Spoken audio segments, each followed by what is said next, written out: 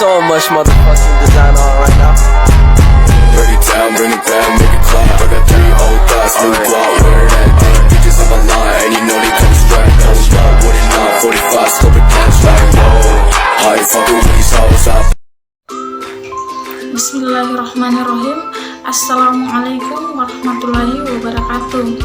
Perkenalkan, nama saya Waude Sergianti, NIM 20250102094, kelas PBSC semester 6, Prodi Perbankan Syariah.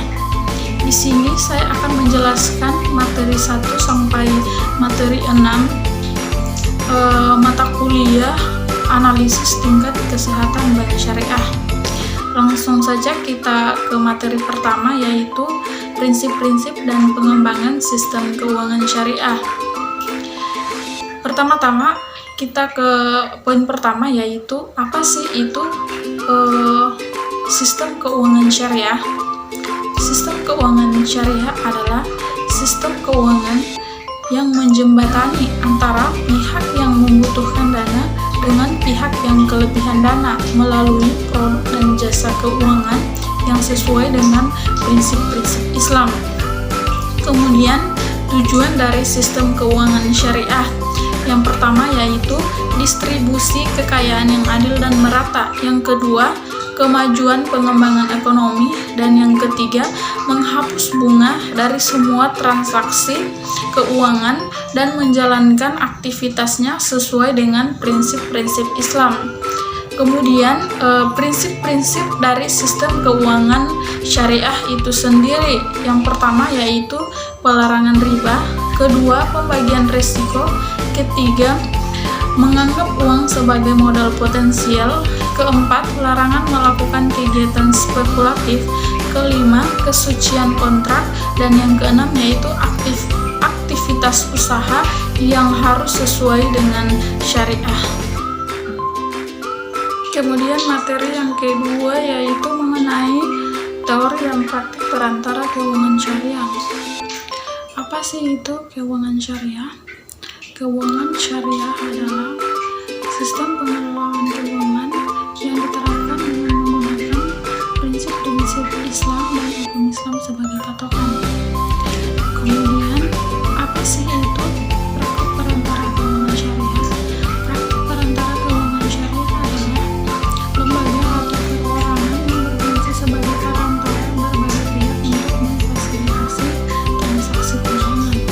Kemudian, apa sih praktik dari perantara keuangan syariah?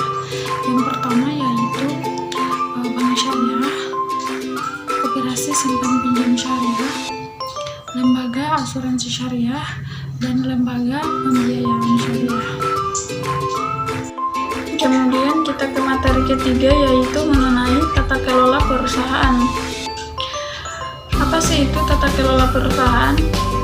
Kita ketahui bahwa tata kelola perusahaan adalah salah satu hal penting dalam keberlangsungan suatu perusahaan, di mana tata kelola perusahaan akan memengaruhi penetapan pencapaian tujuan perusahaan, pemantauan, hingga penilaian risiko usaha.